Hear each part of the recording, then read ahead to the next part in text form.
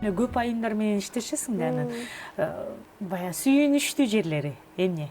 Бүгүнкү күндөгү айымдар. Бүгүнкү күндөгү айымдар аябай күчтүү болуп кетти да негизичи. Бирок мен ага сүйүнбөйм да. Анткени эркектер алыс болуп калды.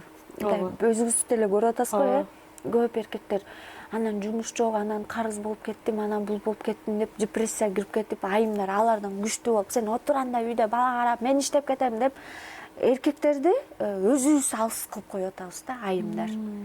Ошону наоборот эркектерге түртүп, мен алсызмын деп алсыздыкты көрсөтүш керек да. Ошондо анан үйдө да береке болуп, мындай үйдө да көп нерсе болот да, анан эркектер менен кошо жарышып иштеп, анан сенин колуңан бул келбесе, сен тапкан акчаң бул болсо, мен деле мону кылам, мен деле монтип алат экем деп айымдар мындай жулуккунуп атат да. Баягы инстаграмдан көрүп алып эле бул деле болуп кетти, тиги деле болуп кетти, мен деле болуп кетейин деген айым болуп калды да.